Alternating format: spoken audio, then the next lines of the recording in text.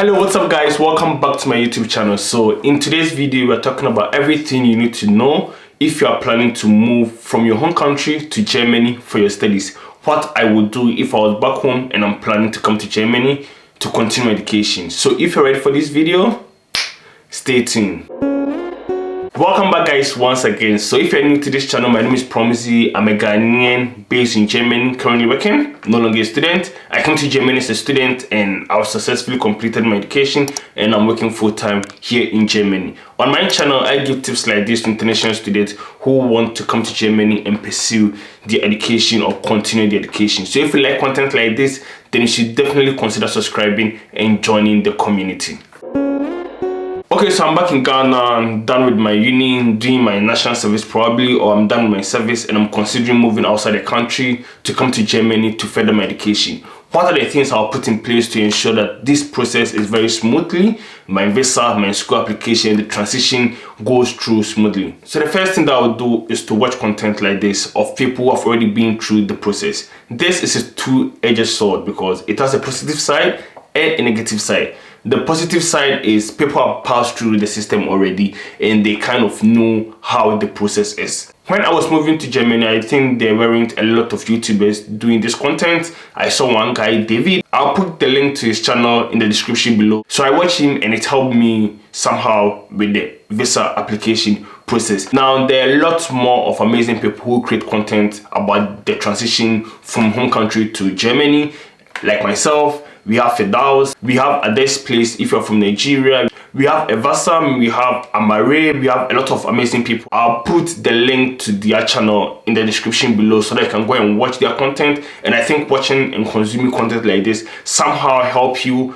with the process, because if you're new to the process, you don't know how to navigate your way around it. That is the positive side, but if you spend all your time consuming content about how to move or how to make application for visa in school, there's no way consuming the content will actually do the work for you. So yes, it's good to consume the content, but it's also very important to take actions. You make sure you apply for your schools, book the appointment, and don't get stuck in the cycle of keeping up watching content day in, day out.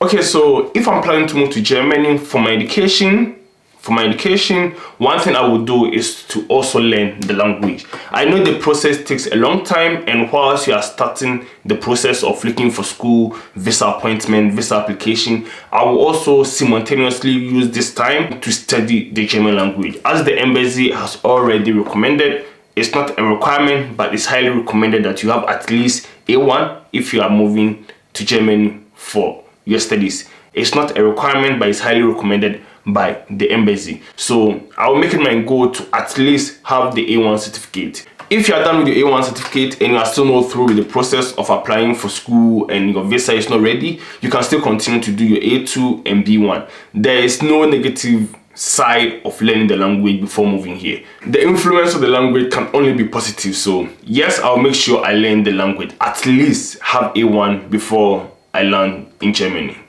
You got a passport? No, I don't even have a driver's license. You ever been to Germany? No. Oh, you'll love it. If I was planning to apply for schools and visa to come to Germany, I'll make sure I have all my school living certificates even before I start the process. My BEC certificate, my university certificate, and my university certificate. Ensure that all the details on these certificates coincide, are the same, because if the date of birth or the names on the certificate, which sometimes happen, it's not the same, it could affect your visa process. And I'll make sure I have all these things checked before I even start the visa application. Yes, you can start with the school application, but with the visa application, make sure the information on your certificates, your passport, your birth certificate, and your school living document are the same. If not, you can have an affidavit or a gazette on these documents. And since these documents are government-backed documents, it should be enough for you to go through the visa application process. The next one is going to be visa application. Usually I would have talked about school application before visa application, but looking at how it's now extremely difficult to get appointment at the German embassy, I will highly recommend you start booking for appointment even before applying for the school. I know in my previous video I said it's not reasonable for people to book appointment if they don't have their school documents ready.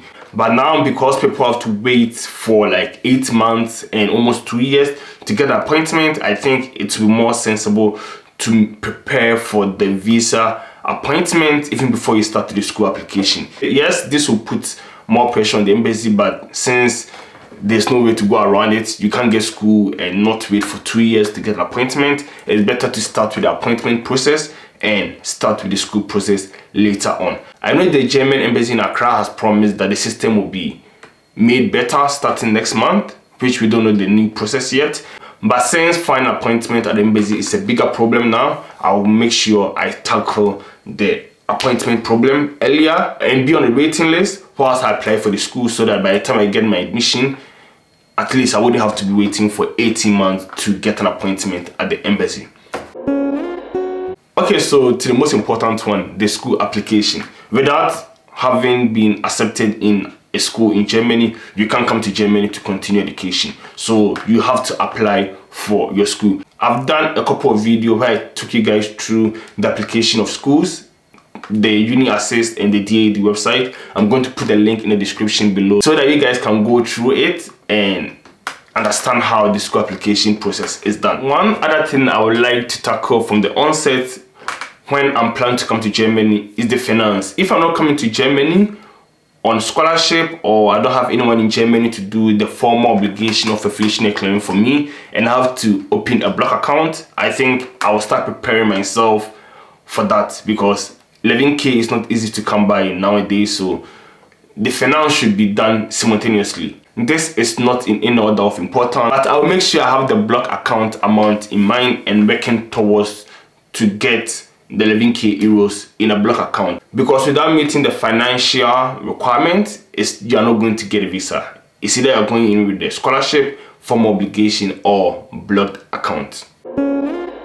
I think by now everything should be okay, but one thing that is a bigger problem for people or for students is finding accommodation. Once I get an admission to a school, I will make sure I put in the work, extra work, to secure an accommodation either by the school or in the state which I'm living. If you're moving to a bigger city, finding accommodation can be very stressful. So I wouldn't wait till the last minute, or I wouldn't wait till I come to Germany to put in the work to find accommodation.